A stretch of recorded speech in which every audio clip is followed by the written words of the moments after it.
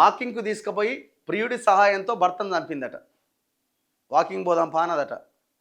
భార్యనే కదా వాకింగ్ అంటుందని పోయిందట. ఆల్రెడీ లవర్కి చెప్పి పెట్టిందట వేసేద్దాం ఇవ్వాలని. వాకింగ్ తీసుకుపోయి వేసి పడేసింది.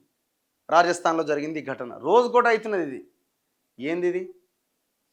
బాగానే ఉన్నాడు కదా పిల్లగాడు.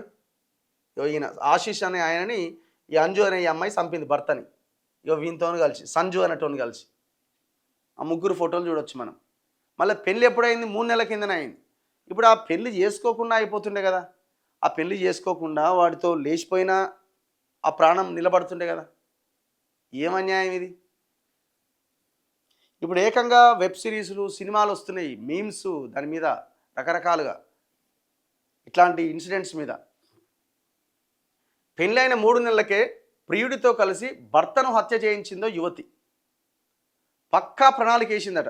వాకింగ్కు తీసుకెళ్లి ప్రియుడు అతడి స్నేహితులతో దాడి చేయించింది.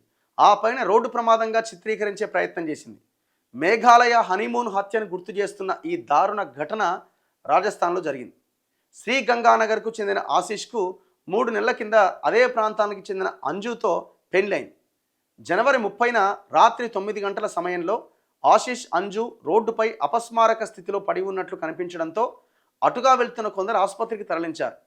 అప్పటికే ఆశీష్ ప్రాణాలు కోల్పోయినట్టు వైద్యులు ధృవీకరించారు. ఈ సమాచారం అందుకున్న పోలీసులు దర్యాప్తు చేపట్టింది.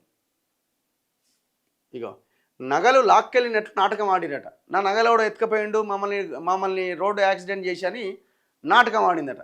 గుర్తు తెలియని వాహనం తమను ఢీకొట్టిందని, ఆ తర్వాత అందులోని వ్యక్తులు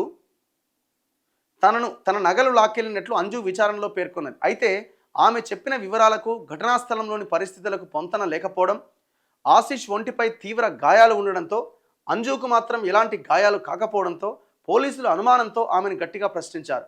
దీంతో అసలు విషయం బయటపడ్డది. అంజు పెళ్లికి ముందు తన ఇంటి సమీపంలో నివసించే సంజు అనే వ్యక్తిని ప్రేమించినట్టు పోలీసులు వెల్లడించారు. మరి అంజు సంజుతో వెళ్ళిపోక మరి ఆశీష్ని ఎందుకు చంపినట్టు? వివాహం తర్వాత కూడా సంజుతో ఆమె ఫోన్లో మాట్లాడుతూ ఉండేది. పుట్టింటికి పోయిన సమయంలో బాయ్ ఫ్రెండ్ని కలిసిందట. భర్త హత్యకు ప్లాన్ చేసిందట. ఘటన జరిగిన రాత్రి ఆశీష్ను తీసుకొని అంజు నిర్మానుష్య రహదారిపైన వాకింగ్కు పోయిందట. అప్పటికే అక్కడ సంజు తన 2 స్నేహితులతో కలిసి మాటు వేసిరట. వారంతా ఆశీష్పై దాడి చేసి చంపేశారు. నగల కోసమే దాడి జరిగినట్టు నమ్మించడానికి అంజు తన చెవి కమ్మలు, ఫోన్ సంజుకిచ్చి పంపించిందట ముందే. ఈ సంజు గొడవ ఏందో అర్థం కావట్లే. ముందే అట చెవుల కమ్మలు అన్నీ తీసి ఇక నువ్వు తీసుకపోరా బాబు అని ఆయన ఇచ్చి పంపించి ఈడ నాటకం ఆడిరట. ఆ తర్వాత స్పృహ తప్పి రోడ్డుపై పడిపోయినట్టు నటించిందని పోలీసులు తెలిపారు. ఈ ఘటనలో నిందితులందరినీ అరెస్ట్ చేసిరట. ఇప్పుడు 3 నెలల నుంచి మరి ఆమె వ్యవహార శైలి కూడా ఇప్పుడు ఆశీష్కి తెలిసి ఉండాలి కదా. 3 నెలల నుంచి ఆమె దగ్గరికి వస్తుందా వస్తలేదా, ఎట్లా బిహేవ్ చేస్తున్నది, దాన్ని బట్టి మరి ఈమె నిర్మానుష్య ప్రదేశం తీసుకుపోగానే అనుమానం రావాలి. కానీ పిల్లగాడు మరి మంచోడు ఉన్నట్టుంది. ఏమో భార్యనే కదా ఎందుకు అట్లా చేస్తుంది అనుకొని ఉంటాడేమో. కానీ మనోడు ఈ భార్యలు భర్తలను చంపుడు, ఈ వ్యవహారం ప్రియుడు సహాయంతో ఇవన్నీ ఎన్ని చూసి ఉంటాడో. వీళ్ళ మధ్య కూడా డిస్కషన్ అయి ఉంటుంది, ఇట్లా చంపుతురు ఏంది ఇదని. చివరికి తనకే సావు వచ్చింది చూడండి. ఇంకా వీళ్ళిద్దరు ఎంత ఘోరం అసలు.